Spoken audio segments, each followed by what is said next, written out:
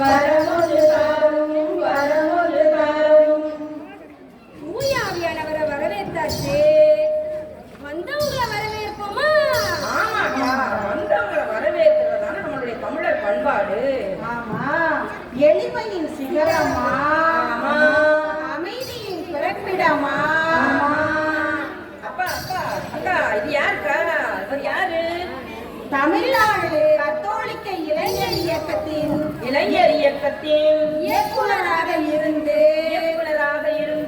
தமிழ்நாடு தெரிய மாட்டாங்க பொன்விழா கொண்டாடியவரா.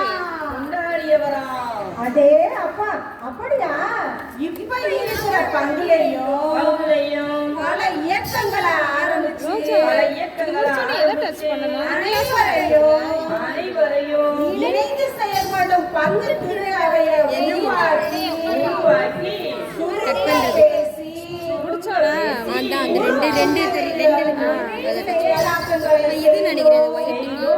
மக்களை உற்சாகப்படுத்தியும் வழிநடத்தி கொண்டிருக்கிறாரா?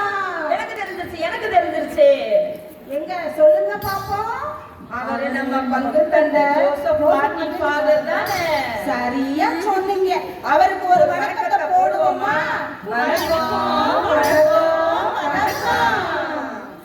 அடுத்து யாரக்கா வரவேற்கிறது? நம்ம பங்கு தந்தைக்கு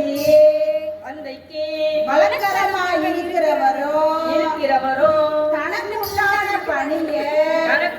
பணிய இளமை துடிப்புடனும்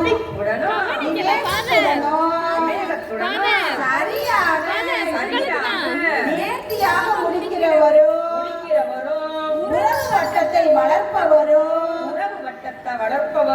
இன்முகத்தோடு அனைவரிடமும் பழகுவருமான நம்ம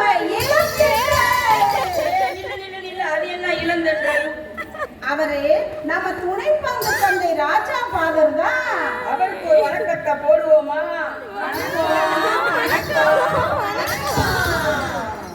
அமர்ந்திருக்கோம் அரு சகோதரிகளுக்கும் பெத்தவங்க பெரியவங்களுக்கும் வந்திருக்கும் யூத்துகளுக்கும் சிண்டுகளுக்கும் சார்பாக ஒரு வணக்கத்தை போற்றுவோமா?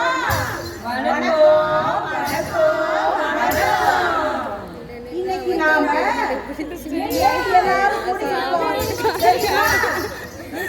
நாம கொண்டாடத்தான் விழாமா? அப்படிலாம் பலகாரம் தின்றதுனக்கா பார்த்தால் திங்கிறதே நினைக்காத. கடவுள் மனிதனா பிறந்த நாளைத்தான் கிறிஸ்துமஸ் விழான்னு கொண்டாடுறோம். நம்ம எல்லாத்தையும் பாவத்திலிருந்து நீக்கிறதா பிறந்தாரு. அவங்க அப்பா அம்மாவெல்லாம் யாருக்கா? சூசை என்ற வாலிபருக்கும் கன்னியான மரியாளுக்கும் மன ஒப்பந்தம் ஆனது.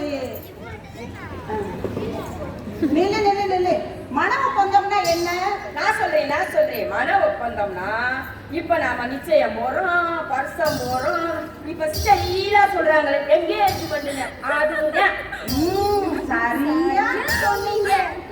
கண்ணி மரியே கலங்காதே, இறைவன் அருளை பெற்றவளே, பெண்களின் பேரு பெற்றவளே, வாழிய வாழிய வாழியவே என்று வாழ்த்தினார். யார வாழ்த்தியது? நம்ம கபரியேல் வானதூதர் தான் வாழ்த்தினாரு. இந்த வாழ்த்துக்கு நான் தகுதியுடையவளா என்று மாதா சொன்னாங்க. இறைமகனை நீ பெற்றிடுவாய், பெற்றிடுவாய், பெற்றிடுவாய், இயேசு என்னும் பெயரிடுவாய், பெயரிடுவாய், பெயரிடுவாய், தாவீது குலத்தின் ஒளி விளக்கே, ஒளி விளக்கே, ஒளி விளக்கே, அன்புடன் பாதுகாத்திடுவாய், அன்புடன் பாதுகாத்திடுவாய். அதற்கு மாதா இதோ ஆண்டவரின் அடிமை என்றார். அது சரி, இவ்வளவு பிரச்சனை நடக்குதே, இது சூசையப்பருக்கு தெரியுமா தெரியாதா? தெரிந்து கொண்டான், சூசை தெரிந்து கொண்டான், தெரிந்து கொண்டார் சூதை தெரிந்து கொண்டார். தெரிஞ்சிருந்தா அப்ப அவர் பயப்படலையா? ஆமா, பயந்தாரு. அங்கேயும் வந்தாருல கபரியேலு. அஞ்சாதே சூதை அஞ்சாதே, நான் என்றும் உன்னோடு. என்ன துன்பம் வந்தாலும் என் அன்பு உன்னோடு. மரியா குழந்தையை வெறுக்கலாகுமோ? இறைவன் வருவதை தடுக்கலாகுமோ?